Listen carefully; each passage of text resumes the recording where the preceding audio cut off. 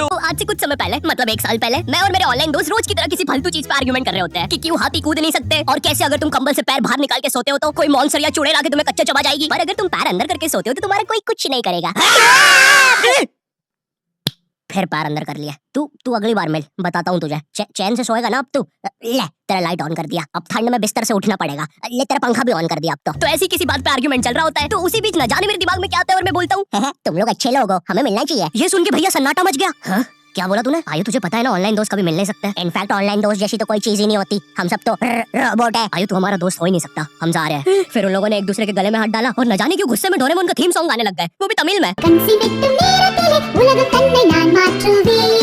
क्या? अब नहीं, ऐसा कुछ नहीं हुआ था। सॉरी गाइस, कुछ महीनों से जिंदगी थोड़ी सही नहीं चल रही है, इसलिए ऐसे जोक्स आ जाते हैं कभी कभार। खैर सरप्राइजिंगली मेरे ऑनलाइन दोस्तों ने मेरी मिलने वाली बात को सीरियसली लिया और इसी तरह हमारी Mumbai to Goa trip plan होती है, जो कि दिसंबर में थी। तो अब फास्ट फॉरवर्ड करते हैं सीधा दिसंबर तक ट्रिप का टाइम। तो अब कुछ रीजन की वजह से मुझे मुंबई प्लेन की जगह ट्रेन से जाना पड़ता है। नहीं, मैं एयरपोर्ट पे फटाका लगाता हुआ नहीं पकड़ाया था। थे कुछ रीजन थी कि सच में थे। तो मैं रात में ट्रेन में बैठता हूँ और सुबह में मुंबई पहुंच जाता हूँ। अब जो मुंबई पहली बार आता है ना, वो ना अलग अलग चीजों को देख के चौंकता है, जैसे वड्डी वड्डी बिल्डिंग्स, वड्डे वड्डे सुपरस्टार्स। और इधर मैं जैसे ही मुंबई के स्टेशन पे उतरा, वो बहन की एलिवेटर स्टेशन पे, वो भी भाई साहब उसको एस्केलेटर बोलते हैं। एलिवेटर मतलब आंखों पे भरोसा ही नहीं हो रहा है। मैंने मम्मी को फोटो खींच के भेजी, मम्मी एलिवेटर, वो भी स्टेशन पे। भाई साहब एस्केलेटर होता है। देखो ये हमारे स्टेशन पे नहीं होते हैं, हमें पूरा ब्रिज पैरों से चढ़ना पड़ता है। और मेरे गांव के ब्रिज पता है बादलों में होते हैं। वो ब्रिज को इतनी ऊपर होने की जरूरत भी नहीं है, उसको किसी इंजीनियर ने भी नहीं बनाया है। ये गांव के लोगों ने मस्ती मस्ती में उसको इतनी ऊपर तक बना के आ गए। अब वो स्टेशन का ब्रिज ना आउटर स्पेस तक पहुंच चुका है। साला कुली लेके भी जाओगे ना तो थोड़ा ऊपर जाके तुम्हारी कुली को भी कुली करना पड़ जाएगा। भाई साहब कुली करना पड़ेगा। अरे किया तो है तुम्हें? अरे आपको नहीं, मुझे कुली करना पड़ेगा। रुको, कुली।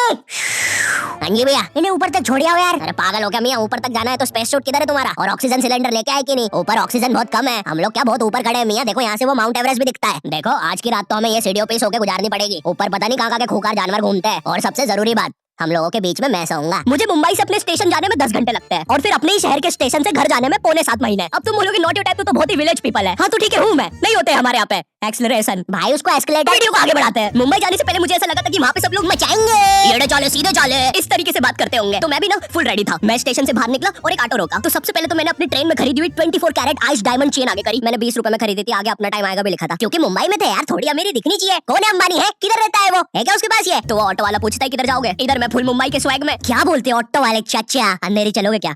चलो ना, मचाते ना अंधेरी में चल के। अंधेरी में तुम उजाला लेके आओ। ऑटो में क्यों बैठे हो? लैम्बोर्गिनी लाओ। ये अंधेरी में तुम आओ।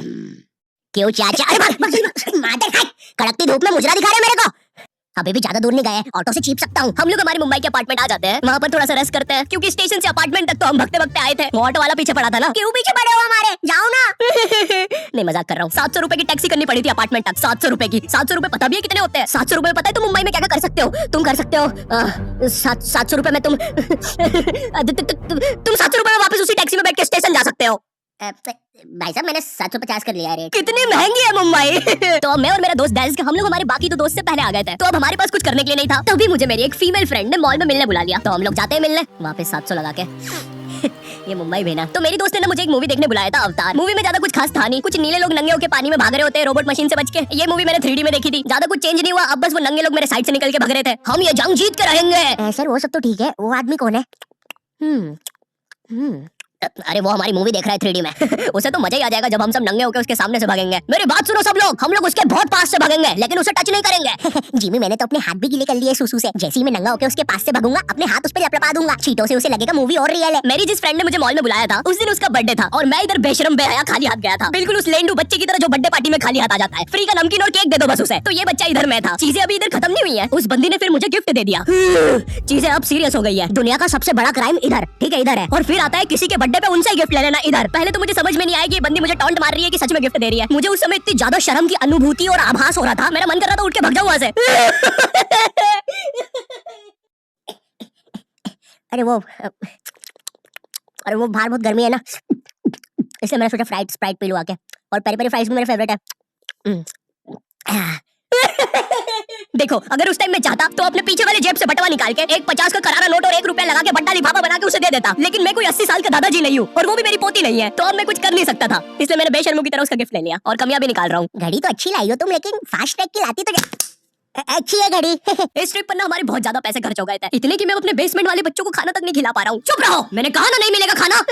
आप पैसे के लिए India's number 1 opinion trading app Probo पे क्यों नहीं जाते? हाँ, आप बस यहाँ पे यस और नो का आंसर देके लाखों में पैसे कमा सकते हो। प्रोबो एक ट्रस्टेड ऐप है जिस पर 1 करोड़ से भी ज्यादा यूजर्स हैं। यहाँ पर क्रिकेट, फाइनेंस, एंटरटेनमेंट और कई सारी कैटेगरीज में क्वेश्चंस हैं। जैसे अभी T20 सीरीज में इंडिया वर्सेस आयरलैंड में कौन जीतेगा? इंडिया ही जीतेगी। तो मैंने यहाँ यस दबा के क्वांटिटी स्लाइडर को बढ़ा दिया। अब अगर मेरा ओपिनियन सही होता है तो मुझे रियल कैश मिलेगा। अरे लेकिन विराट कोहली भाई, मैंने आपको कब पकड़ा? यहाँ तुम गूगल पे, पेटीएम, यूपीआई की मदद से आराम से 24/7 विड्रॉ कर सकते हो। ओ बाय द वे, मैं पुलिस हूँ, तुम्हारे बेसमेंट की जानकारी मिली थी और प्रोबो का लिंक डिस्क्रिप्शन में है। डाउनलोड करने पर हम सभी को 25 रुपए का वेलकम बोनस भी मिलेगा। तो अभी जाके डाउनलोड करो। रात तक मेरे बाकी दोस्त भी। 21 साल का मैच्योर आदमी क्या करता? पापा बहुत बीमार है, बहन की भी शादी करवानी है।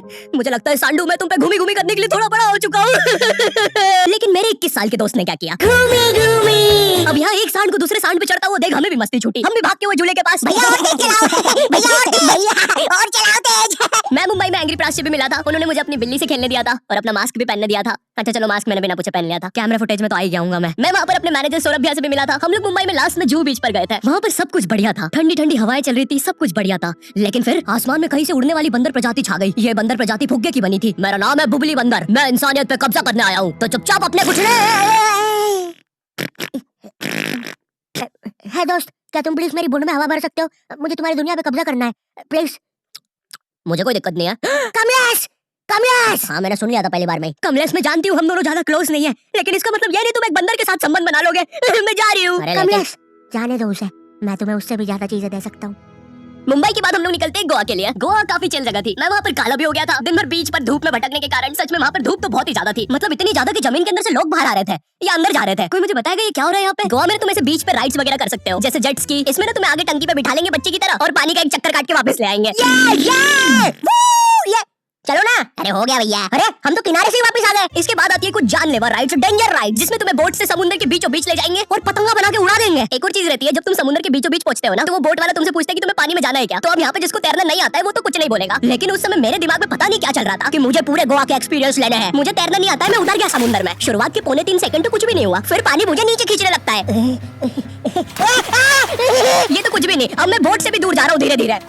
भैया भैया भैया भैया, घंटा नहीं सुन रहा मेरी बात। मेरी इधर फटी पड़ी है, मैं कुछ भी चिल्ला रहा हूँ पानी में। भैया बीमारी है मुझे, ले लो ऊपर। भैया मैं मां बनने आ रहा हूँ, ऊपर लो। उस समय कोई दूर से शार्क वार्क भी देख रहा होता ना तो उसे भी दया आ जाती। ओए बच्चे को क्यों परेशान कर रहे हो बे? चलो ऊपर लो इसको, खा लूंगा वरना इसे। चलो बेटा ऊपर चढ़ो तो। हाँ चलो चलो। जैसे तैसे वो बोट वाले ने मेरे को ऊपर लिया। अरे भैया क्या बच्चे ऐसे चिल्ला रहे थे? स्विमिंग सिखा रहे थे तुमको? अच्छा समुद्र में वो भी? तेरे को ड्राइविंग सिखाने का बोलता तो तू तो रॉकेट में बिठा देता मेरे को, पागल। सबने ना मेरा बहुत मजाक उड़ाया कि पानी में गया बच्चों जैसा रो रहा था, लेकिन वो कहते हैं ना सबका टाइम आता है। हम लोग ना उसके बाद एक बनाना राइड पे जाते हैं, जिसपे तुम एक बनाना शेप चीज पे बिठाते हैं और उसे नाव से खींचते हैं और बीच समुद्र में ले जाके फेंक देते हैं। तुम्हें पहले नहीं बताएंगे कि तुम्हें फेंकने वाले हैं। उसने हम सबको लेके गया और फेंक दिया। अब सब मुझसे भी गंदे रो रहे हैं पानी में।